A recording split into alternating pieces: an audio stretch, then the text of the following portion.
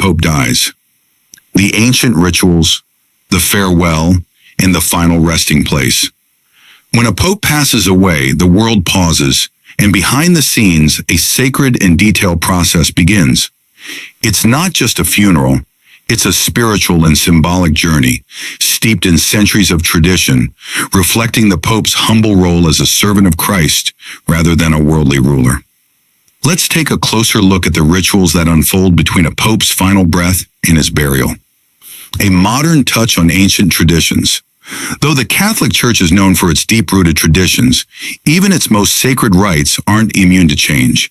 Pope Francis, who passed away on Monday, had already simplified the funeral process before his death.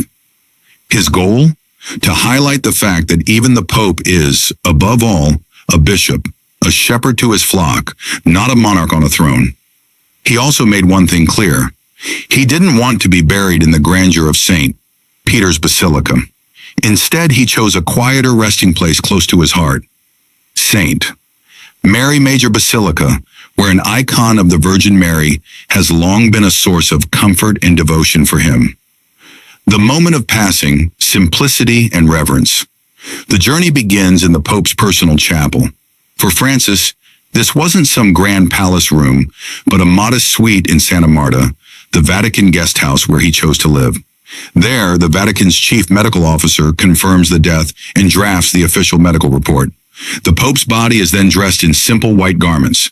Then comes a deeply symbolic moment.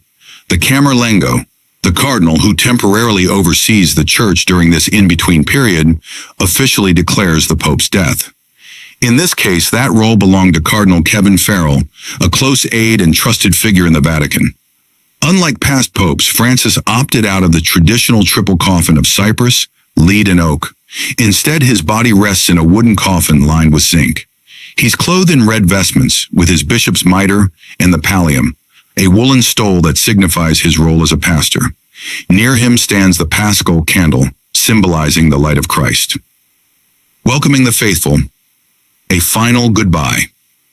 Once preparations are complete, the Pope's body is moved to St. Peter's Basilica.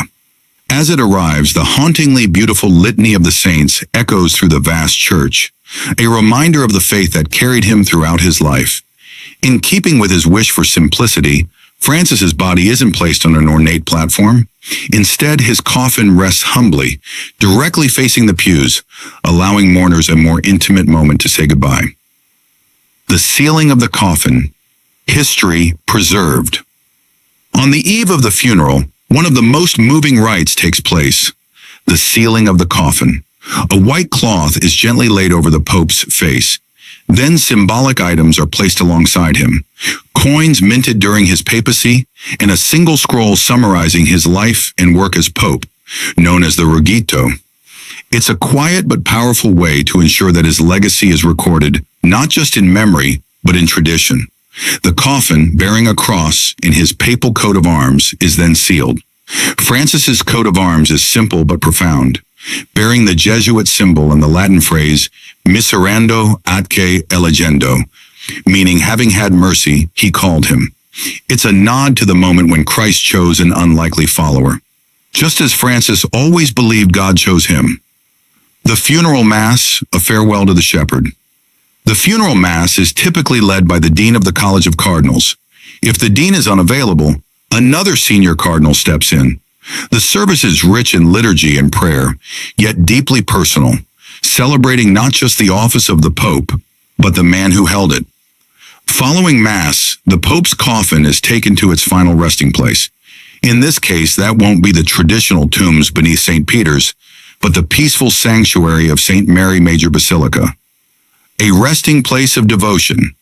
Francis had a lifelong devotion to the icon of the Virgin Mary known as Salus Populi Romani, salvation of the Roman people.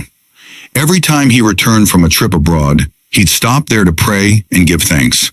It's fitting that this sacred space, which held such meaning for him, will now be his final home.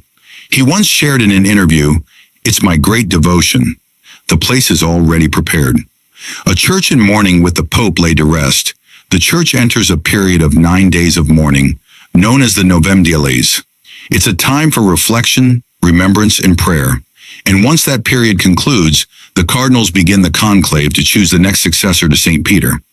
In life, Pope Francis reminded the world of the power of humility, mercy, and compassion. In death, he asked for nothing more than the quiet honor of being remembered not as a figure of power, but as a faithful servant of God. And that truly is the legacy he leaves behind. For full video, click related link below or like and subscribe this channel.